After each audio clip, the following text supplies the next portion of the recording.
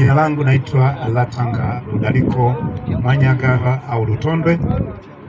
Ninawapa pole sana. Kwa kweli tulikuwepo kwenye ibada maeneo ya jirani, tukapata kwamba taarifa kwamba mmefiwa na ndugu yetu, tukaona tuje kushiriki huu msiba muhimu. Mimi ni diwani pale Njombe mjini. Tulivu, nawape faraja ya kweli. Asante sana.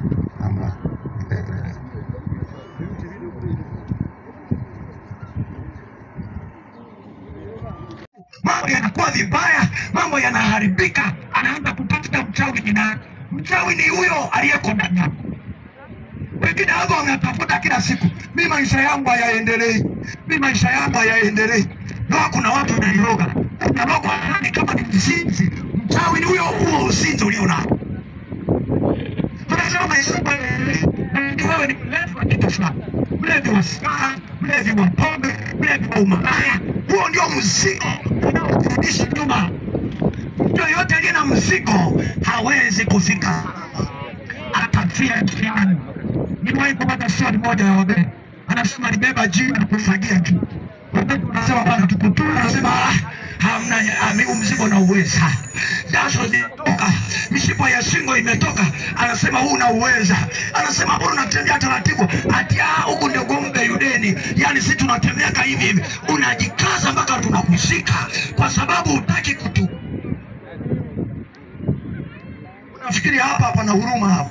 Kaburi alinaga huruma, linapokea yoyote. Pokea yoyote. Sawa sawa. Kwa hiyo huruma iko na Yesu, ambaye yeye ametutuma leo tukwambie.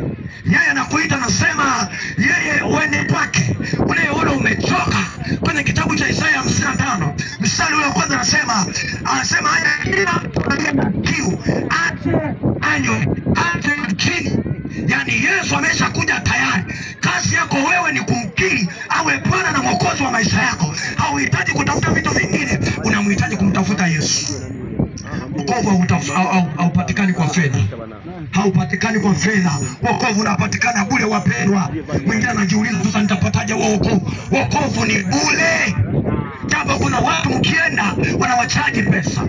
Ukiingia anasema hapa bwana tatizo lako ni kiasi fulani. Lakini nataka nikwambie wokovu wa Yesu ni bure kabisa. Wokovu wa kweli ni bure kabisa. Alishalipia mwanaume Yesu pale msalabani kwa kuangikwa kwake na kudharauliwa na kupigwa. Tayari sisi tulinunuliwa wokovu. Ndio maana nasema kila aliye na kiu aje anywe, asiye na fedha aje anunue. Mungu wa mbinguni wabariki sana. Mungu wa mbinguni wabariki.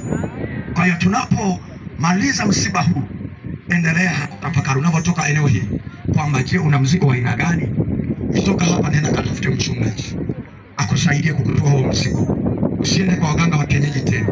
Nenda kanisani, katafute kanisa. Mwambie mimi nataka kuokoka. Sio lugha nyingine, nataka kuokoka.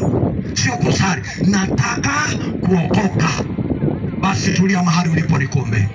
Baba, katika jina la Yesu, umesikizisha maneno haya kwenye masikio haya ambayo Bwana yako hapa kwa ajili ya msiba huu.